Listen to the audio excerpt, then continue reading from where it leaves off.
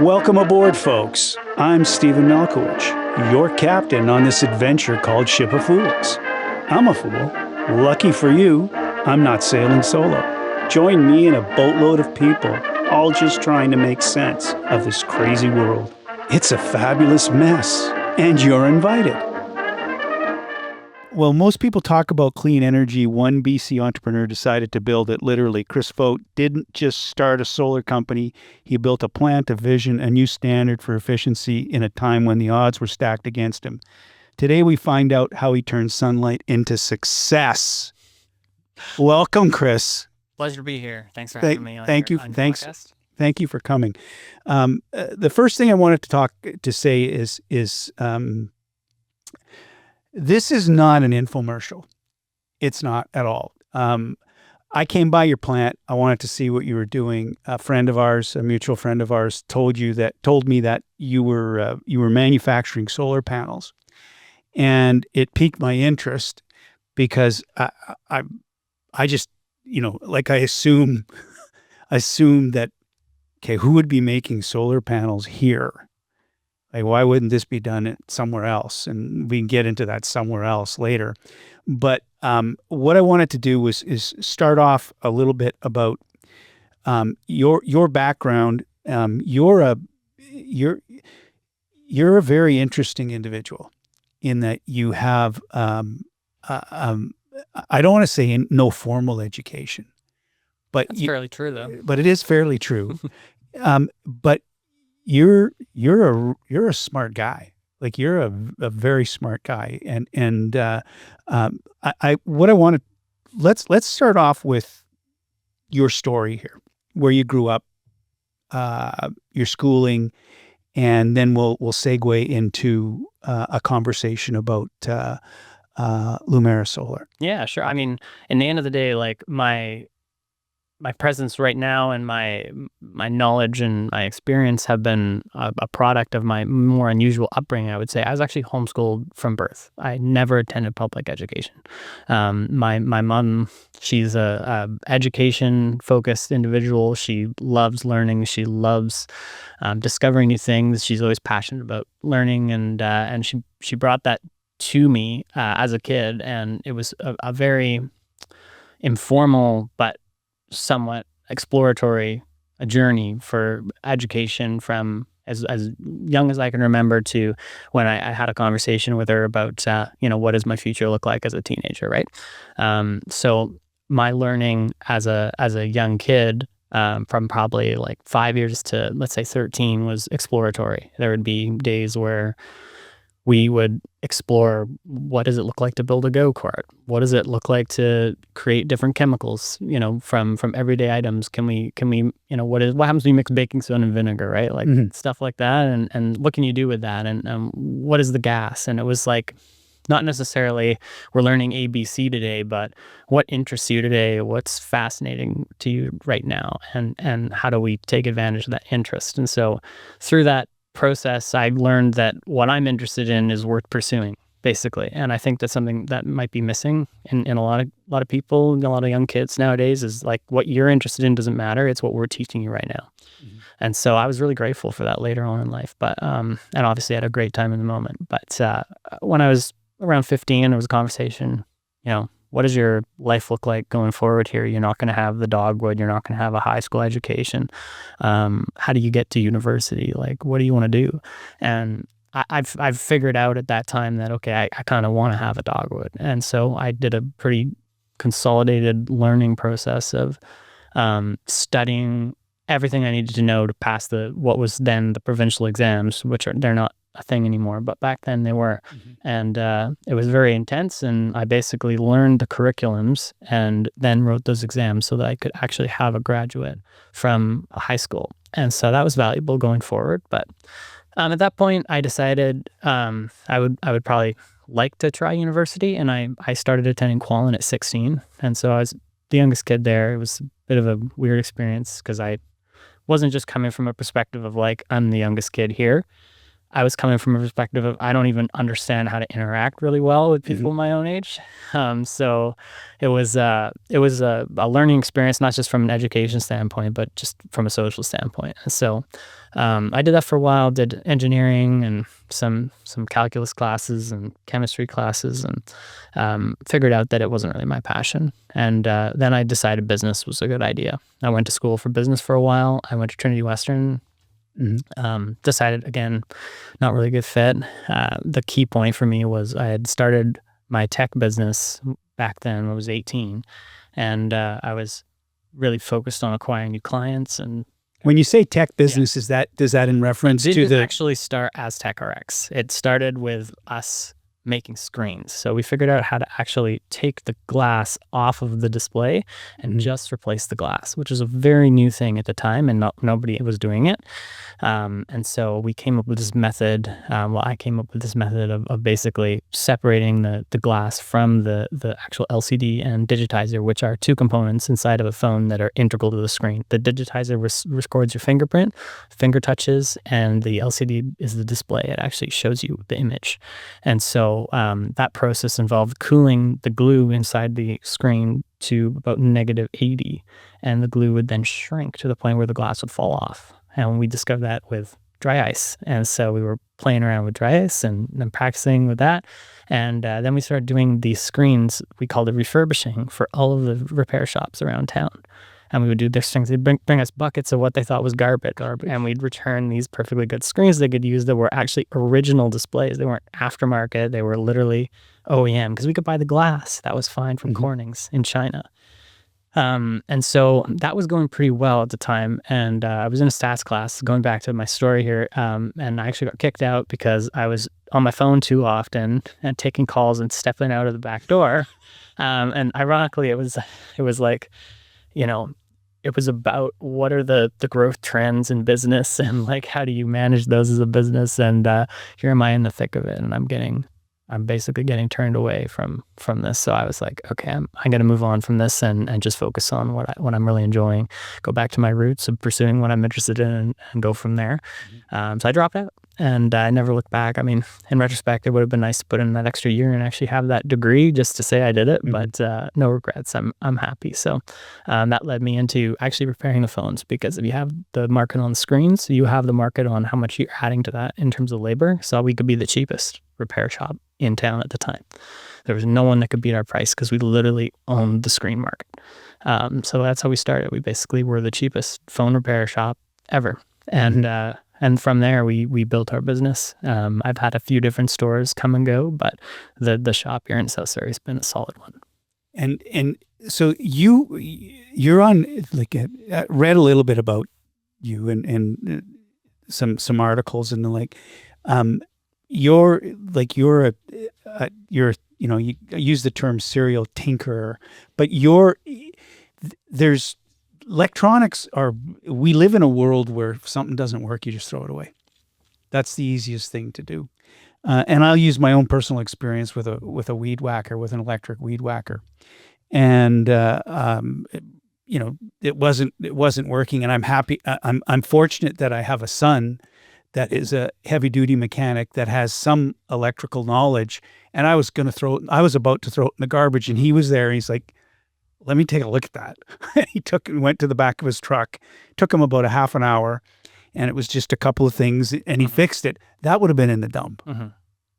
That would have been in the dump, because, and there's a lot of things like that we do have that we just throw in the garbage. You know, and I applaud you for doing like that, but there has to be, now with phones, and we'll talk a little bit about phones. They're not cheap. Like a brand new phone is not cheap. Like they're ridiculously expensive now. So there's really no reason to like a phone. What, in your guesstimation, how long should a phone last you? Well, it changes all the time. They come up with good versions and bad versions. I'd say that there's certain versions of, like if we're talking about iPhones, they'll release a certain model that is really solid and doesn't have problems. And let's say it's the iPhone 13. I think the iPhone 13's been pretty good. That unit doesn't have any of these like strange manufacturing defects that are repeatable. We call them diseases in the tech world, right? And they always have their weird names that, whether they're shop talk or whether they're kind of universal, spurred by online communities of repair people that are, trying to find solutions. Depends on what type of phone it is, I would say. Typically, the manufacturer doesn't want the phone to last more than a year, and that's why they offer a 1-year warranty. And after that, it lasted you the year, right? Come buy another one. That's what they want. And so it's a profit-driven business, so it's not necessarily like about creating a product that lasts forever. That's bad news for them. They're not trying to do that. So I'd say you're lucky if you get, let's say, 3 years out of the battery. That's one of the first things to fail, assuming you literally baby your phone, right? Like you keep it really safe. If you don't get that 3 years out of the battery, there's something wrong with the battery. It's defective, and there were certain models of phones that have had notoriously defective batteries. But after 3 years, your battery's really going downhill, and at that point, you either get the battery changed or you're going to be frustrated with your phone. And if you don't know the batteries fail in phones after 3 years, you're going to probably think your phone's bad. Maybe go buy a new one and support that kind of turnover of these devices from the manufacturers. So this may seem like a silly question, but the phone, the amount of phones that are just thrown in the garbage. Like, do you have any idea how many phones people just chuck them in the garbage after they're done with them? They're like I know we just in my office in Vancouver, there's only 3 of us in there, but we get new computers because Microsoft comes out with something new or whatever the heck it is, and those computers they go in the garbage. They're just recycled. There's got to be a lot of there's tons and tons of that stuff. There is just residual value, though, right? So I think if you're a lead of the tech department of a company, you're looking at all these scrap computers, and if your boss says this needs to be gone and the new stuff's coming in, you're looking at this scrap and going, is this worth anything, right? If you don't have time, you're just going to probably recycle it, which is a shame because there's actually residual value. Like, I will buy discontinued devices from companies all the time. It's a good source of equipment and parts. Yeah, and right? parts, correct. Yeah, and so there is a resale market. I'd say a good portion of the devices do actually get resold from these companies, and even the companies that manufacture the technologies themselves, they do the trade-in programs. So there is ways of processing all of this stuff after it stops being used. It kind of starts here in our Western world and the first world, you could say, whether that's here or Europe and then from there, the devices these companies bring in, they actually will sell them off to refurbishing companies, and then they'll get sold into the second and third worlds as good quality stuff. And so there is a system for processing some of this, so it doesn't quite get wasted as much as maybe some people might think, but there's definitely a lot of waste, and it's all about how much time do you have to actually deal with this. And so there are companies, including ours, that act as like an in-between. Your company, you just wanted this stuff gone, we'll come and give you a check, take it away, we take care of erasing everything, and then we find a home for it. And that home might be everyday people, we might sell it online, but we find a place for it that generates a bit more revenue. So you started to talk about your self-taught origin story, and how it evolved. You tried you were home educated. You tried the post-secondary route, and you just ended up that entrepreneurial thing took over, and you realized you wanted to be in business, but you're a curious guy. Obviously, you're a curious guy to figure out to use dry ice to be able to I'm interested in a story, that story as to how you come about the solutions to the problems that face you. Where was that bred? I would say that this, I'm probably one of many, but there is people, including myself, that since a young age, you are the kind of even a baby, right? You put something under a box and you go like, what's under the box? Like, and then you find it out, okay, and you're satisfied with that. As I got older, it wasn't just like, well, what's under the box? What's behind the door? It was what's inside the thing that's behind the door, right? And I wanted to actually know what was in it. And that was satisfying for a while. You know, what's inside a VCR? I want to know. And I wanted to take it apart. I would say, as long as I can remember, I wanted to know what was inside of things, and like why is like what is inside. It's interesting. It's like, you know, you look at this TV over here. It's like, what's in it? Like, what are the what's inside this box? This curiosity, right? There used to be, we called it Junk Day, but around here there used to be this day every March where everyone put all their stuff. Junk out that was my favorite day of the year. I loved it. And I'd say to my dad, hey Dad, let's get in the truck. Let's go get all this stuff. And he'd be like, all right, fine. Like, you know, obviously it's probably in retrospect as an adult now, right? You're driving around picking up garbage. It's not a good look. But I didn't know that as a kid. I was like, this is amazing. This is like Christmas. This is better than Christmas. It was better than Christmas. Like literally, as a kid, it was like, there's Christmas, but then there was Junk Day. And Junk Day, that was the best day. And I would get anything he would let me take, which there would be times where he wouldn't. But, you know, the craziest thing probably was this old tube TV, and it gotta have been, you know, size of like a ping pong table or something. And it's super heavy and just this giant thing, right? We actually had to ring the guy's doorbell and be like, can you help us load your TV, please? We're taking it. And I wanted to know how it worked, right? How does this thing make light? How does it make pictures? And so that was part of the learning process. Started with like what's inside things, and then it turned into what are those things inside? What do they do? And how does that work from a hardware perspective? And then even farther, how do those hardware components interact digitally? So what is the software? What is the communication between them? And you're kind of at the basis level at that point. You're pretty much, you've figured it out at that point. So my learning of my passion for learning in terms of electronics probably was just a facet of like electronics being one of the most interesting things. If you think about life, right?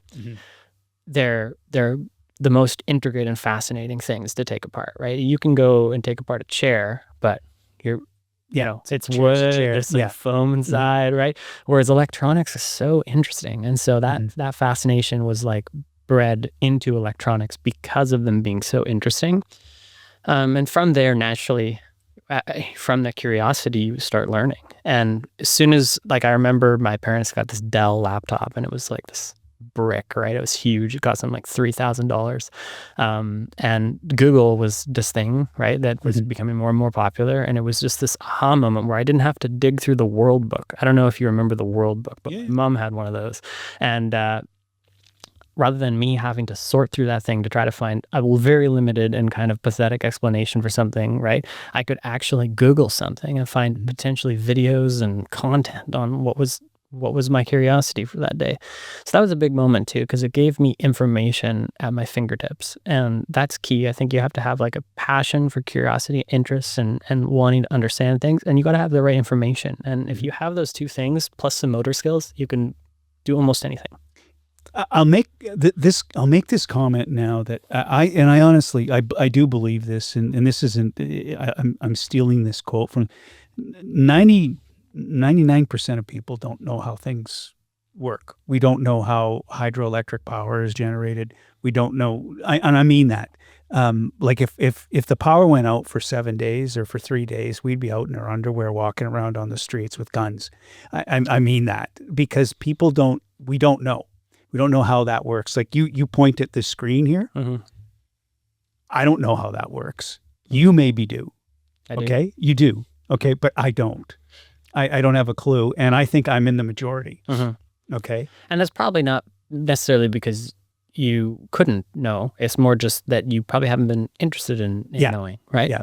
And that's totally fine. There's nothing. There's a certain wonder in just this thing that works. It's like, that's great. I never satisfied me. I didn't want to have anything unless I knew how it worked. And I would take apart anything and learn how it worked. It took me a while before I figured out how to put them back together. And so that was unfortunate. I can look over at Trish here because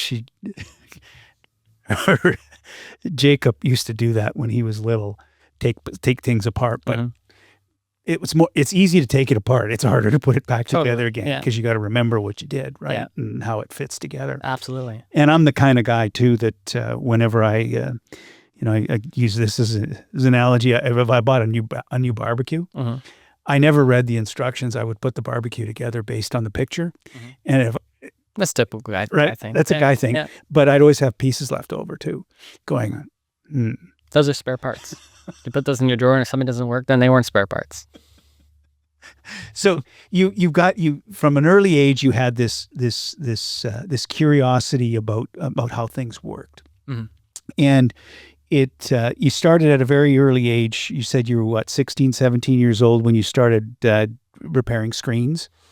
That was probably the age where I started taking advantage of some skills that I learned to generate money. That was the age. I think everyone, maybe 13, maybe 14, somewhere in there, you start going like money. Like it's not just about like the things that you have in life. It's like there's this thing that your parents have, but you don't really have that much of it. Maybe some people have given it to you, and you can go buy something with it. But then you start to go, how do I get more of this thing that's so universal, right? I don't have to ask if I can have something anymore. You just go and get it because you have money, right? You don't have to ask permission. You just go buy it. And so that was around that time where I was like, I could actually make money doing this. And I had been making money in other ways. Like I always like problem solving, right? So we lived in this neighborhood. My parents still live there, but in Elgin, and all my neighbors all had snakes.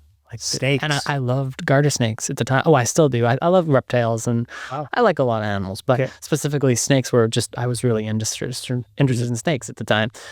So I was, okay, well, how do I get more snakes? Because I like collecting them. My mom was very supportive, and she let them go in the backyard. Okay. So I offered a removal service for $10. I would get rid of per snake, from snakes from the backyard, right? So I went around and I put my little business card that I made up with our Epson printer at home. I would get calls from our neighbors. Of course, they, wanted to support this kid that was starting a business, snake removal business. But I figured out later that the snakes were leaving my backyard and going back to their backyard. Creating more residual income. Yeah, it was brilliant. But it wasn't just about the tech aspect of it. It was just, how do I generate some wealth? And it came in many different shapes and sizes. It wasn't just like repair. Back in the day when routers weren't that secure and people were a little bit worried about hackers and that kind of thing, I figured out how to hack people's Wi-Fi, and I'd do it benevolently. And then, I would go and tell them and say I could fix it for a small fee. And I'd have their Wi-Fi password written on a piece of paper. I'd be like, did you know anyone can get this? Anyone. And they can steal all your banking information. But for $50, I can fix it. Yeah. So anyways, finding just ways of just making some money using some skills was always an interesting passion for me, and it's kind of blossomed from there. But the repair aspect was always appealing because it's a hassle to buy new things. It's a risk. The thing you have works. Most people are not necessarily inclined to purchase new if their existing thing can work the way they want it to. Same for, you're used to it, right? Same for many things. Your washing machine, right? Like once I've learned, I don't all the dials. I rarely know how to use my washing machine, but I know how to fix it. That's the important thing. That's a great quality. Wait until you get a ductless washer and dryer. That's the new. We got one of those. It's like the echelons of it is. machines? It is. It's there's no duct.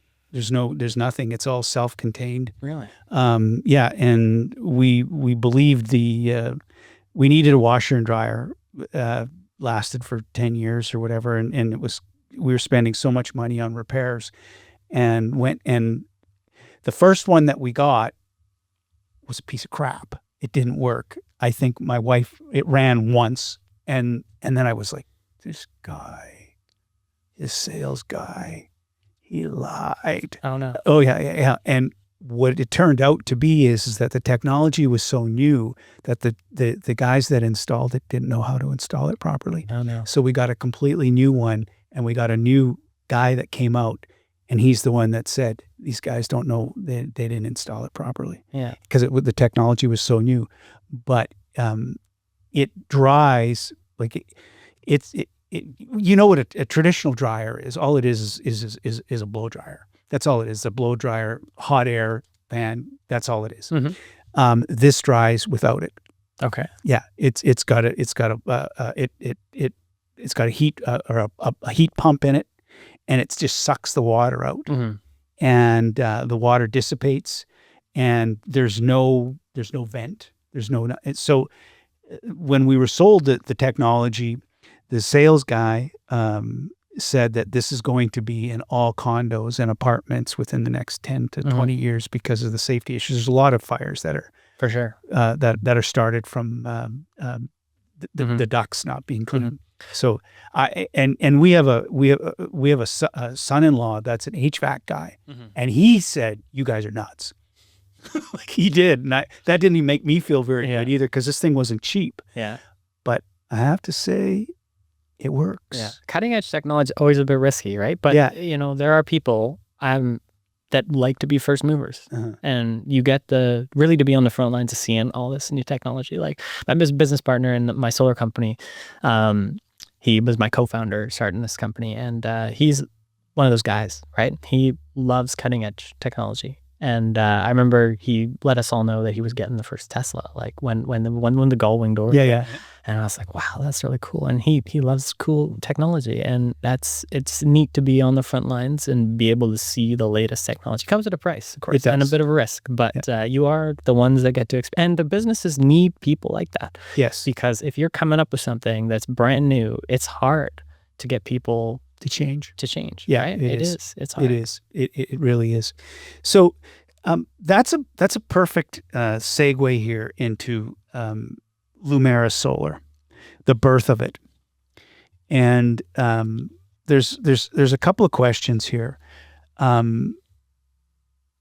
First of all, explain what Lumera Solar is. Well, it didn't start as Lumera Solar. So Lumera Solar as it is now is different than how it was when it started. So I can start at the beginning. Start at the beginning. And it didn't start as Lumera Solar. It actually started as SolarX. And the vision initially was to create a simple solar product that anyone could buy and install in their backyard and make some solar power. Something that didn't need some fancy racks and nothing as simple as just a fold-out solar panel that you can buy from Canadian Tire. We wanted to make something that was a little bit more robust, something that could actually provide a decent amount of power. So we came up with SolarX, which is a flower that follows the sun, and it's an innovative product. We spent a lot of time in the design and inventing this, and it basically has 7 solar panels that are shaped like hexagons, and it follows the sun. And this product we released. Did you have that at the honey place? Yeah, it's still there. Yeah, we have displays set up. That's at Iman's place, sir. Yeah, Iman. Yeah, you know me. I know. Yeah. We had Iman on the podcast talking about honey. Oh, that's funny. I buy my honey there. Yeah. No, he picked up one of those to go with his domes. He's like, that's cool domes, and so we said, okay, we'll set one up there because it's good visibility, and maybe you can sell a couple and we'll make them. But since we created this, our vision wasn't actually to manufacture it originally. We wanted to come up with this great product, and we wanted to perfect the design and engineer it and then have it manufactured elsewhere. But we quickly found that manufacturing even the metal was really expensive. So then we brought Peter on board, and Peter's a red seal fabricator, and he was going to be welding these towers together, which he did. I helped him with some stuff there he taught me how to weld, and it was a good learning experience. And so we made those towers, just me and him, for a while at a small warehouse there in Langley. We realized that actually acquiring the solar panels was really hard. So we figured, okay, well, maybe we can make our own hexagon panels. So we bought some basic equipment, did some research on how to make solar panels, and bought some really simple machines to basically provide like the most basic solar panel plant possible, which is essentially just a laminator, a solar stringer, and a soldering iron. That's all you need in terms of big equipment to properly, make a solar panel. There's still a lot of manual labor, but at least we could make a solar panel. And then that's where we started realizing that making the panels makes more money than making this really anything else. We figured out that we were getting requests from people that would say, hey, I love your hexagon solar panel, but do you have a rectangle panel? Just something I can put on my RV And we say, okay, yeah, we'll make that, sure. And then it was more and more and more and more people that just wanted standard solar panels and not our hexagon panel. So we pivoted at that point. We kind of followed the money, as a business does when you're trying to figure out your best path forward. And from there, we came up with a new vision for what SolarX could be, which basically was a transformation into Lumera Solar, a solar manufacturing company.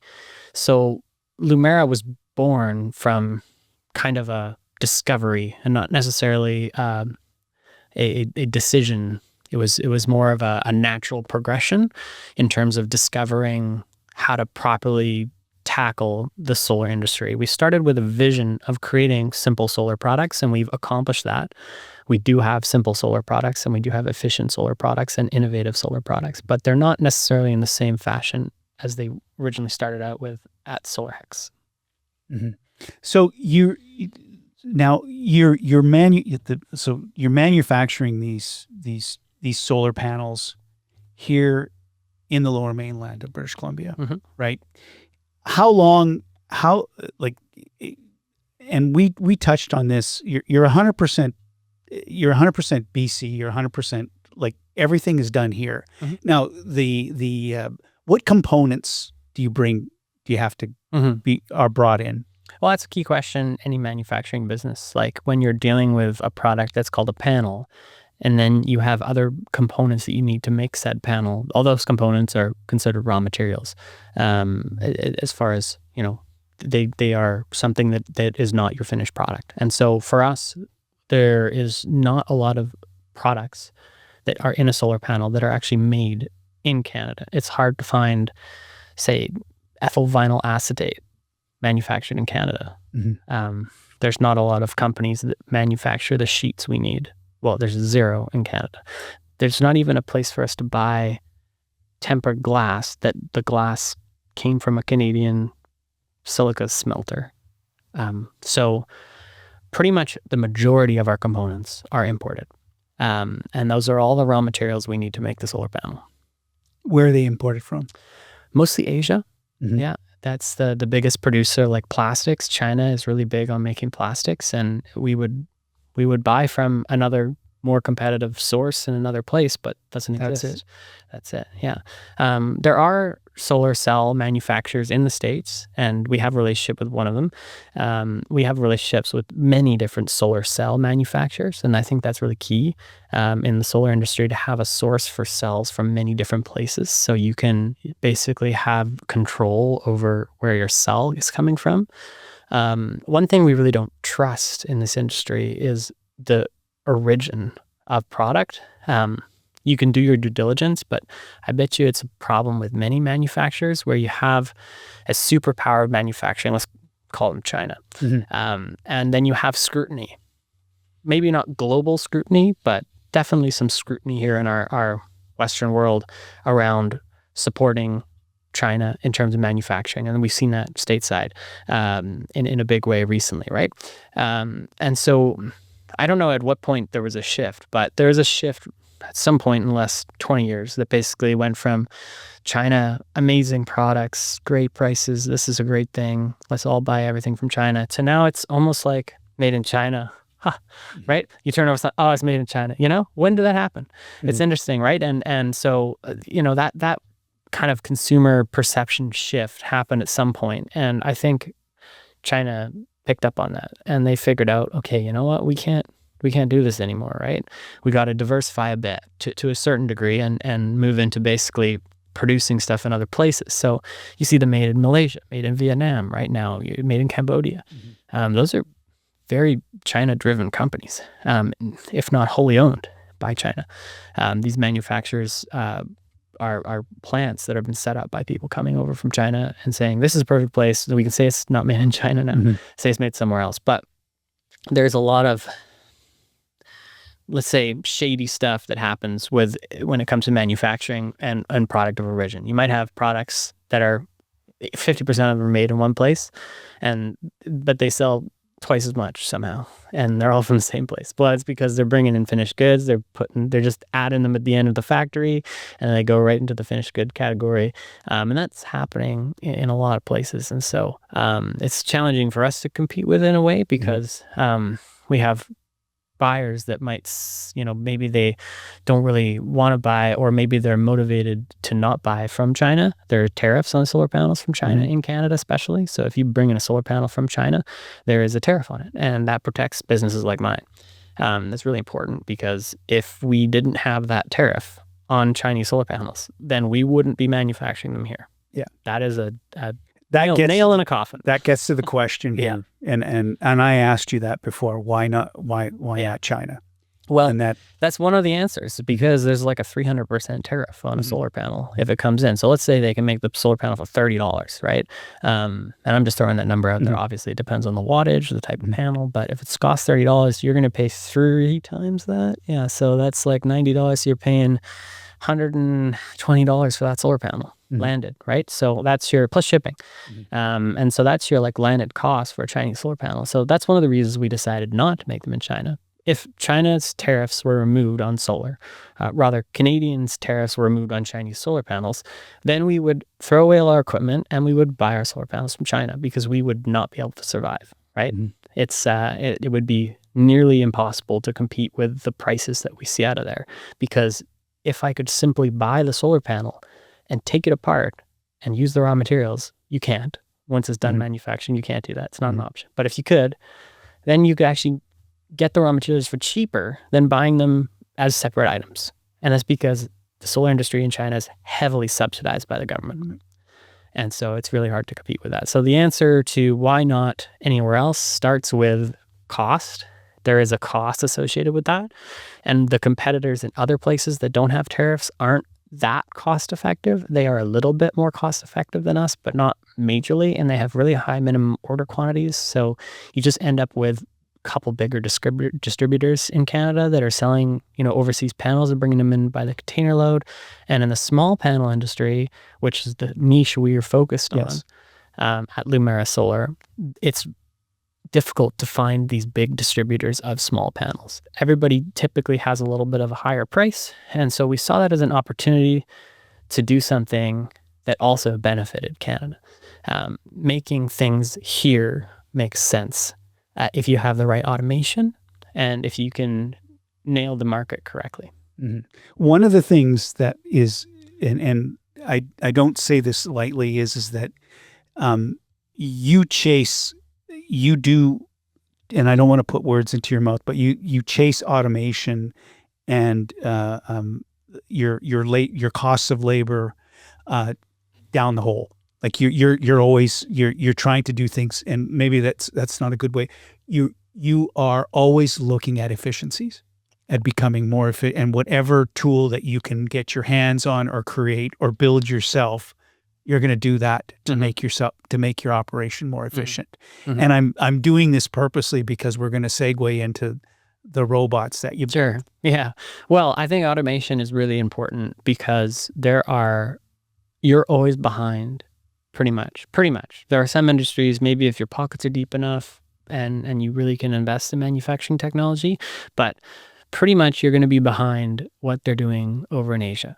So you always have to be pushing for automation because you're going to lose if you're not. And that is the nature of business. The cheapest product typically wins unless otherwise said so by the government. In business, you're not going to necessarily have people that are saying, I'm going to pay 200% more and, I'm going to put my price 100% over my competitors because I feel like supporting you, right? Like, no, it doesn't. It doesn't happen. Well, for one thing, that business is bankrupt now because the consumer dictates what the businesses do. And so automation is key to keep the price point stable, and it also protects you from the instability of staffing. Humans are human, and they often are sick, or they want to take the day off, or they quit, or it's changes all the time. And so you constantly have this battle with staffing, and it's a lot better, I think, to design a company around automation where your employees at the very base level, which in the past was some guy with a hammer and a nail, they're actually all engineers. They're technicians, right? And we're working towards that. We're not there yet, but it's something I really have as a vision for our company, is to have every person in our company be highly paid and be very specialized and have equipment that does the stuff that most people don't really want to do. Like hold a soldering iron all day, solder things, or put glue on a box or something like that. Carry around heavy panels. We want to have the people working for us be very specialized in terms of programming and automation, mechanics. And I think that protects you, because if you really treat your employees really well, if you're not always trying to fight to the bottom of who can pay somebody the least amount of money, you're going to have that staff retention. You're going to have that loyalty. You're going to have somebody, maybe they don't feel that good that day. They're going to take a Dayquil and come into work and wear a mask, but they want to be there. They want to make it happen, right? Because they're making lots of money and they're getting taken care of. And so, obviously I don't encourage anybody to come to work sick, but there is a spectrum of what illness looks like, and it can be abused. Yeah. And if it is abused, then you lose as a company manufacturing, because if one person's missing, the whole line doesn't work well. It's like a chain. One link's missing and the whole chain falls apart, doesn't work anymore.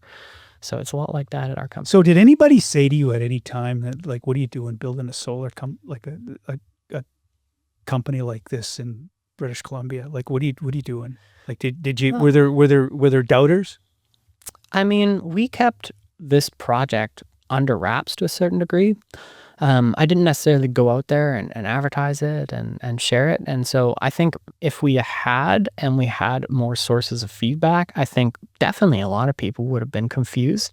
I think there's definitely an attitude, especially in Canada, to export raw materials and import finished goods. And the money comes from somewhere, the raw materials, I guess. And, hopefully those companies are Canadian owned, and they... Well, we're stereotypically known as hewers of wood and drawers of water. Yeah. That's what we are. And so that would be the doubters. Those would be the people that are going, why are you trying to make something here, right?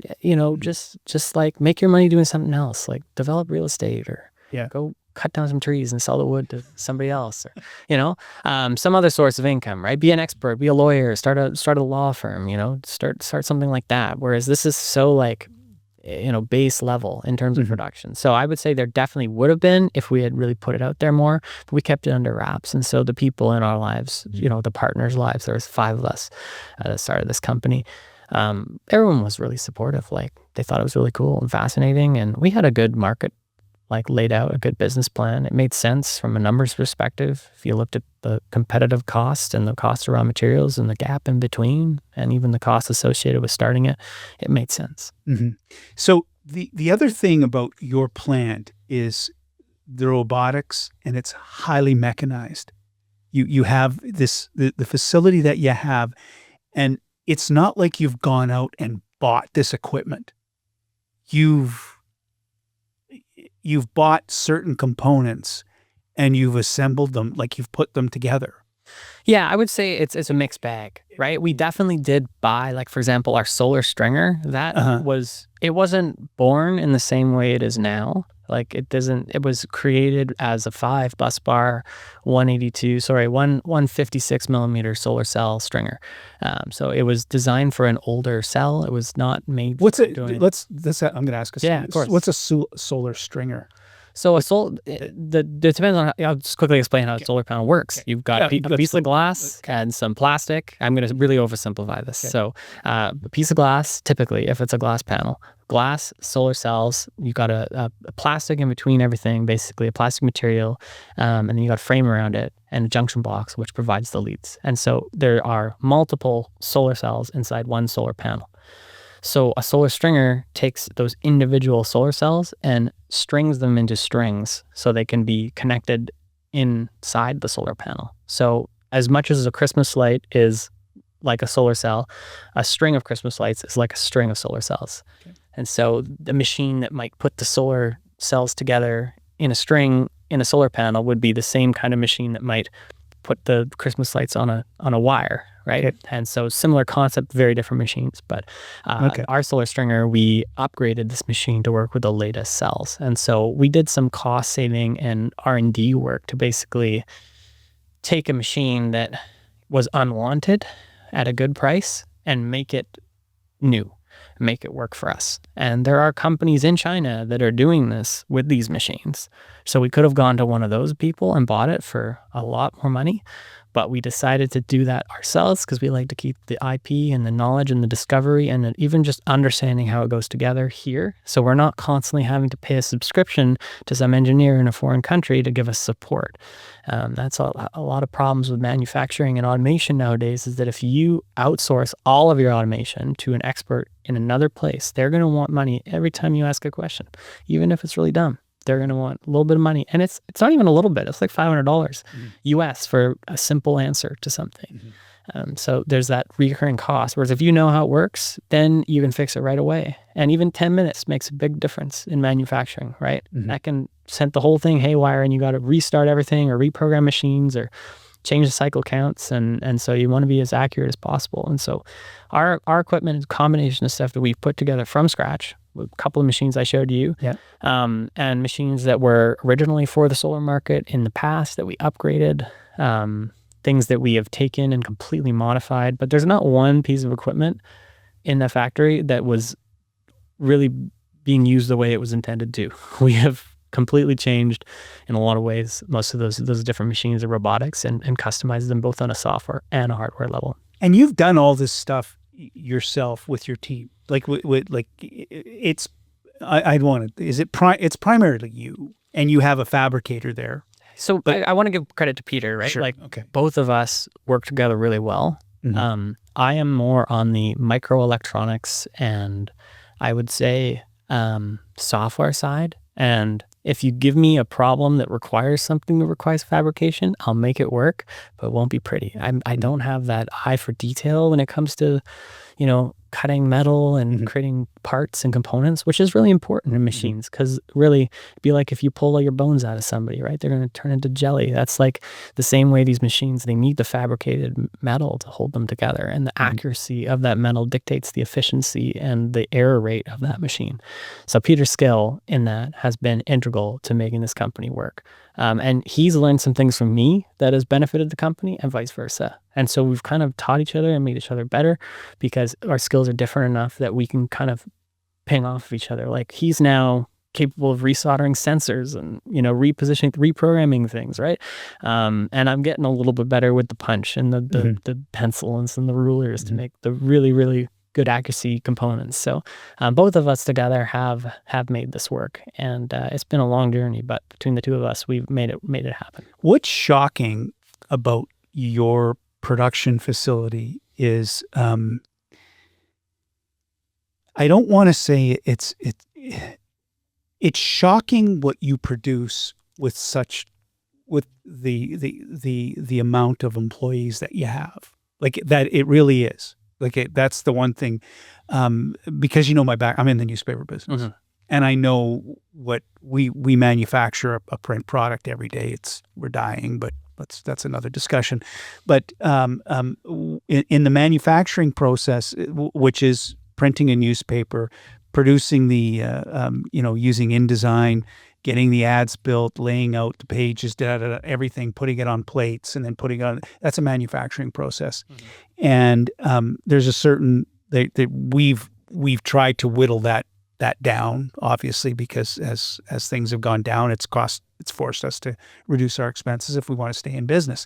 But what was very interesting for me seeing your plant was the amount of production that you were able to do, and you have a limited amount of space, and you talked about that. But with the employees that you had, like you don't have a lot of employees, and that is, for me, just being a dummy and looking and seeing what you produce, I go, okay, well, I would think there would be more employees that would be required to do it. But if it can be automated, you're always attempting to figure out how to automate that. I think that's key to being competitive. I think it really, if you could make newspapers with the lights off, and you had no people in there, and all you had to do is feed electricity into that machine, well, you would be able to be profitable, right? And I think that it's a balance between the altruistic goal of like wanting to support employees and have employees and create jobs, right? And also just the nature of efficiency in business. And so it's this battle, I think, between these two concepts. The government obviously is focused on job creation and creating, income for people. And there's a tax aspect of that too. But businesses don't really, if businesses didn't have to have any staff, it would be better for them, right? Yeah. Like it would be, that would be perfect not to have any employees. exactly, right? Wonderful. And that's why companies, that are like online platforms for software, they do really well because, they don't have to have that many employees for the same, a net number of customers they actually handle. So yes, we don't have a ton of people, but that's because we've invested in a ton of automation, and that's really key. Let's get into what we'll get into the what you're selling your solar panels. The solar panels that you do create now are for the RV camping and I say off-grid life. They're not massive. They're am I correct in saying that? No, they're small panels. Small maximum panels. wattage is 220 watts, which is about half the size of a residential panel. And so that was a pivot that you made how long ago? Correct. Yeah, we were making bigger panels for a little while in 2023. So probably 2-3 years ago, we realized that even with China taken out of the equation for Canadian markets in this big solar panel industry, there were so many other companies that were set up, even by Chinese corporations in other places that don't have tariffs, that basically we were not able to make that panel for a cost-effective rate. We could have if we invested a lot more in automation, but that's the kind of factory you turn the lights off in, right? That's how these guys are making this stuff. They probably have a similar number of employees that I have, but they make 10,000 panels a day. They make way more product and they have way more automation. That's what I'm saying. We're always behind here, and that's how I feel. Like there are factories that have no lights. They have no people. And how do you compete with that if you decide to do manufacturing here? Well, you have to go and buy all of the same equipment they have and set it up here. That's how you do it here. So the only tool you have to compete with that really is a tariff. That's the only way you're going to compete with that. If the government says, okay, well, they've got this lights out factory, well, that's not fair, So it's like kind of takes away from the spirit of business though, because business is about doing that. It is about making the product for as cheap as you can. So explain the product now that you're the offering that you have for RVs, for camping. How like the let's get to the realistic part of it. You're selling, you sell directly to RV dealers, to you have a dealer network that you sell to. You're not selling direct to consumer. No, we do not sell direct to consumer. No. So you're selling to, so explain the like a scenario where someone would use one of these panels or a couple of these panels. Yeah, I mean, our products are used in lots of different industries, but one of the most common ones we see is recreational vehicles and recreational boats. And so you have a situation where you want electricity and you aren't near power, and solar panel is a nice, silent, and easy way of generating that power. It's an average across the day. Whenever the sun's up, there's a little bit of power being created, so it adds up. And that's a nice way to just create subtle power. You don't have to go and turn on a generator and fill it up with gas or something like that. It's just this peaceful, silent source of power. So that's a big market for us, and our small panels fit nicely on RVs and boats where there's not a ton of roof space. The big panels now, they're the sheet of plywood size, right? 4x8. They're pretty big, so they don't fit in a lot of places. So our panels fit really nicely in that niche. That's one of the biggest niches that our panels go into. And do you have in many, what kind of wattage does one of these panels produce? Yeah, so we have 3 or 4 different versions. So we have a 100 watt, which is a pretty small panel. 100 watt. I mean, a watt is a combination of current and voltage. And when you multiply those two factors together, you end up with watts. And it's a measurement of how much power that thing is producing, or sometimes it's used as a terminology for calculating how much something is using in terms of electricity consumption. And so our 100 watt panel is small and it's very portable. It's easy to install. It's easy to carry. Then we've got 140 watt. It's a pretty long and skinny panel. We came up with that to really slot into strange spots where the width is a really big concern, but Mhm. length isn't. So again, think of an RV, really, really long, right? Mhm. Not very wide, and lots of stuff on the roof like vents and skylights and air Mhm. conditioning units. And so that unit, that panel we made fits nicely in between those units. Then our 220 watts, kind of the powerhouse, it's a bigger panel and it makes the 220 watts of power. We have some different voltage configurations depending on application, but the 220 watts are most popular for the RVs and the boats. If you have the space for it, it makes lots of juice, and it's bifacial, so you end up with a little bit of power from the back of the panel as well, because solar cells in nature actually generate power from both the front and the back if they're considered PERC cells, which is just a techie name for saying that each side of the solar cell can receive and generate electricity from light. And so a lot of panels in the RV space, they actually use PERC cell, but they cover up the back with a white back sheet or maybe a black back sheet. We use a clear back sheet, and we were the first to the market with a bifacial small solar panel for RVs and boats. We were copied frequently after that, and it wasn't patentable, so that was too bad. But we were the first to do that. And so our 220 watt panel makes power from the back and the front. So wherever you mount it, if there's any reflection coming in from the back of the panel, it'll add to that 220 watt figure. I'm going to ask a really stupid question here, but because I'm not a camper, I don't camp, I don't boat, I'm not an RVer. But I would imagine if you're camping, this would be almost like a must that you would have. I would say, I mean, it depends. There are different types of campers, right? There's like the glampers. Those are the people that have the huge rigs and they have a generator. Well, maybe they have a generator, but typically they're not going to places that don't have power. Think of those, RV places that you can go and you got a concrete pad and you got like a gravel area to set up your fire, and even comes with deck chairs, right? And you got the plug in there, you got water, you got the internet right there, right? You got your everything you need right there, including lots of power at 220 volts. So you don't need solar if you're going to places like that. If you're going off the grid. If you're going anywhere where you don't have electricity out of the wall, right, then you're going to need a generator, or you're going to need a solar panel, or you're going to need a bunch of batteries, but probably not going to be enough to keep you going, right? So solar is a trickle charge concept. The more solar you have, the more that trickle turns into more of a stream, but it's not going to be anything super substantial in the moment. So you need a battery bank with solar panels pretty much always. Okay.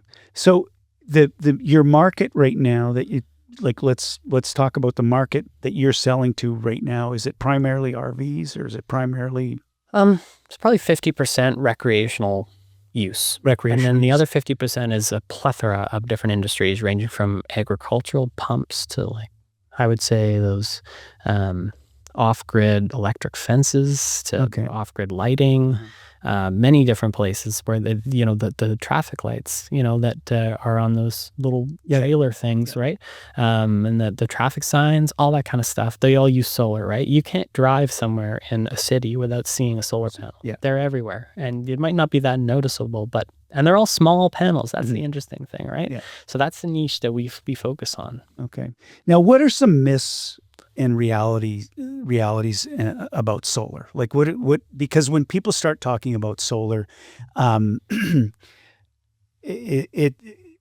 there myths out there when you're talking to somebody about the business that you're in, that comes at you all the time, that I'll say this, it's unreliable. If you don't have the sun, you got no power. Yeah. But that's not true, is it?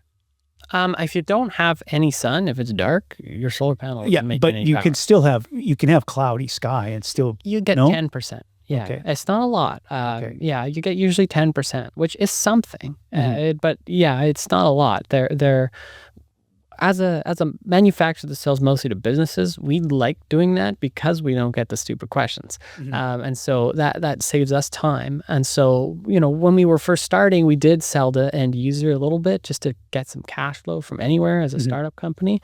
And one of the most common, misconceptions about solar panels were that the solar panel itself is a standalone item that can be utilized to generate power for anything immediately with nothing in between. And so that's wrong, because a solar panel creates a variation of electricity. Even in an hour-long period, you get fluctuations of voltage as a cloud crosses the sky, something like that. So electronic devices, like especially low voltage devices, they like a stable DC voltage, right? Something that's like 12 volts and it's plus or minus, a little bit here or there, but it's pretty stable. And that's really important for the electronic devices to work properly. And that's why most devices like this TV, they take a 120 volts, but quickly after the 120 volts enters this TV, there's a little box and it takes that and turns it into something stable, DC at a lower rate.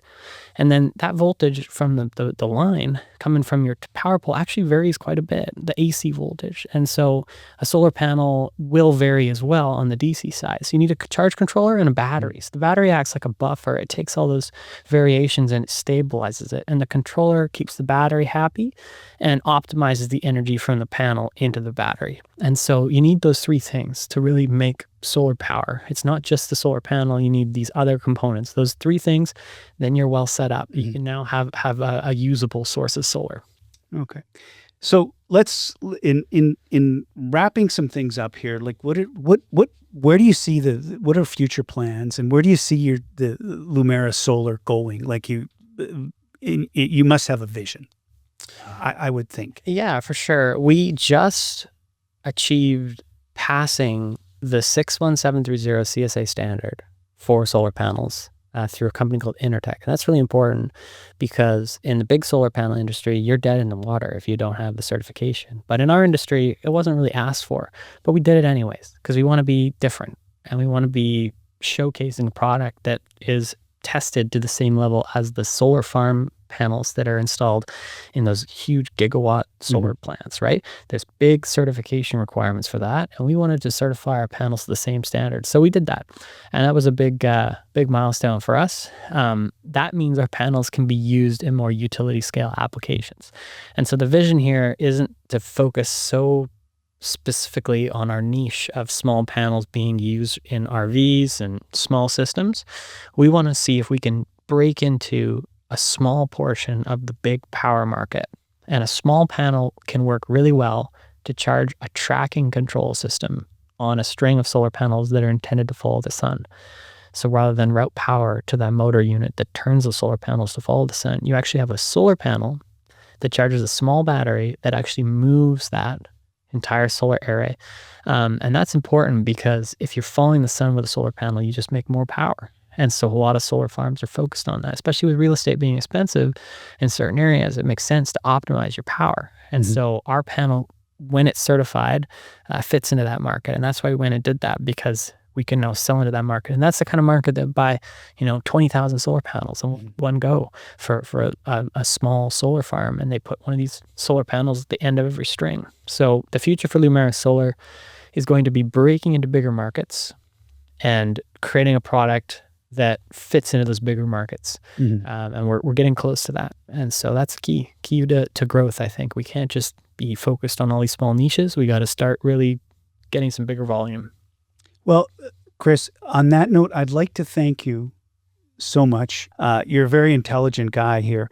And I applaud you because you're doing this in British Columbia. You're doing it in Canada. When I think and you say I understand that subsidies are an issue, but a lot of times what happens here is that we don't add value to the things that we produce here in Canada. We're hewers of wood and drawers of water, and you're proving that we're not. That we can be something, which I applaud. I really do. I sincerely applaud what you're doing, and I think you're a brilliant guy, and I wish you nothing but success. And I'll say this on closing here: may your batteries stay topped up, and your drives stay in the fairway, and your panels always find the sun. Okay, because I know you're a golfer. Yeah. I Yeah, know we you're a didn't golfer. talk and about golf we this didn't talk time, about but golf, but that's another time. That's for another time. And I would like to ask. I'd like to encourage anybody that's watching this or listening to this to subscribe to Ship of Fools, where wit meets wisdom. And I'd like to thank you, Chris, for coming. I really do appreciate you coming out today and having this yeah, chat. Steve, I appreciate it. It was really fun to have some conversations about the interesting things going on, and yeah, look forward Perfect. to hearing this. Thank you so much, buddy. Yeah, Appreciate thank it. you. Yeah. You may be asking yourself, what's any of this got to do with me? Absolutely nothing. Until next time.